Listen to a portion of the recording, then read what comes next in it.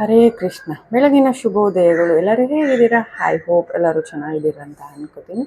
Actually ಇವತ್ತು ಎದ್ದಿದ್ದೇ late ಆಯಿತು. ಯಾಕಪ್ಪ ಅಂತ ಅಂದರೆ ಇವತ್ತು ಸ್ವಲ್ಪ ಹೆಲ್ತ್ ಇಶ್ಯೂ ಇತ್ತು. ನೈಟೆಲ್ಲ ಕೆಮ್ಮು ಮತ್ತು ಫೀವರ್ ಇತ್ತು.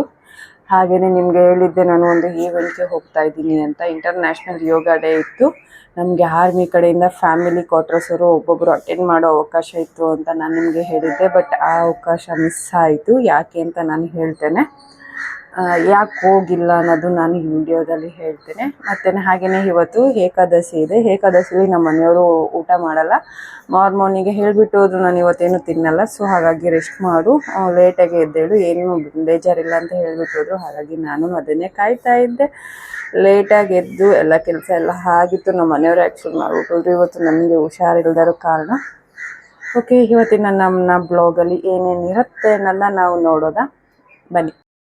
ಹೇಳಿದ್ನಲ್ಲ, ಹಾಲೇನೆ ಮಾರ್ನಿಂಗು ಊಟ ರೆಡಿಯಾಗಿದೆ. ಉಪ್ಪು ಸಾಂಬಾರು ಮಾಡಿದ್ದೆ, ಹುಳ್ಳಿಕಾಳು ಮತ್ತು ತಗ್ನಿಕಾಳು ಹಾಕಿ. ಏಕೆಂತಂದರೆ ಇವತ್ತು ನಮ್ಮ ಮನೆಯವರು ಊಟ ಮಾಡಲ್ಲ.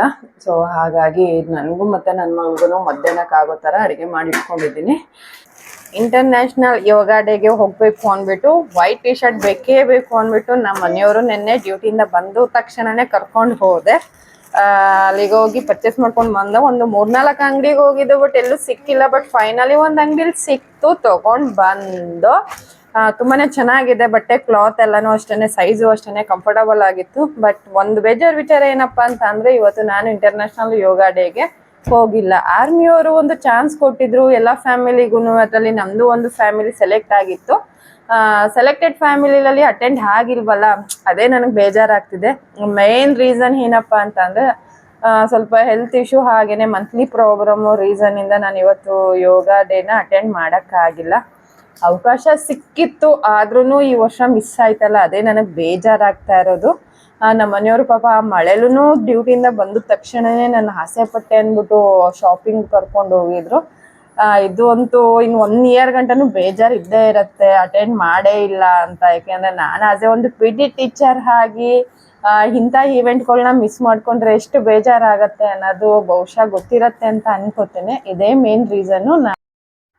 ಇವತ್ತು ನನ್ನ ಒಂದು ವಿಡಿಯೋದಲ್ಲಿ ಉಪಯುಕ್ತ ಮಾಹಿತಿ ಹೇಳ್ಕೊಡ್ತೀನಿ. ಏನಪ್ಪ ಅಂದರೆ, ನಲ್ಲಿ ಟ್ಯಾಬ್ ಏನಾದರೂ ಈ ಥರ ತೊಡ್ತಾ ಇದ್ದರೆ ದಯವಿಟ್ಟು ಚೇಂಜ್ ಮಾಡಿ. ಯಾಕಪ್ಪ ಅಂತ ಅಂದರೆ, ಈ ಥರ ನಲ್ಲಿ ಟ್ಯಾಬು ತೊಡ್ತಾ ಇದ್ದರೆ ಮನೆಯಲ್ಲಿ ದರಿದ್ರ ಬರಲು ಮೂಲ ಕಾರಣ ಆಗಿರುತ್ತೆ. ಮತ್ತು ನಾವು ಎಷ್ಟೇ ದುಡಿದ್ರೂ ದುಡ್ಡು ನಮ್ಮ ಕೈಗೆ ಸೇರಲ್ಲ. ಇದೇ ರೀತಿ ತೊಟ್ಟಿ ಯಾವ ರೀತಿ ನಲ್ಲಿ ಟ್ಯಾಬಲ್ಲಿ ನೀರು ತೊಡ್ತಾ ಇರುತ್ತೆ, ಹಾಗೆಯೇ ನಾವು ದುಡ್ದಿದ್ದ ಹಣ ಎಲ್ಲನೂ ಅದೇ ರೀತಿ ಖರ್ಚಾಗ್ತಾನೆ ಇರುತ್ತೆ, ಸೇವ್ ಆಗಲ್ಲ.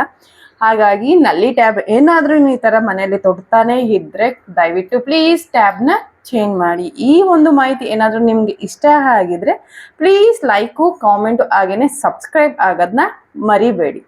ಮ್ಯಾಗಿ ತಿನ್ಕೊಂಡು ಈ ದಿನನ ಮುಗಿಸ್ತಾ ಇದ್ದೀವಿ. ಮತ್ತೆ ಸಿಗೋಣ. ಹರೇ ಕೃಷ್ಣ.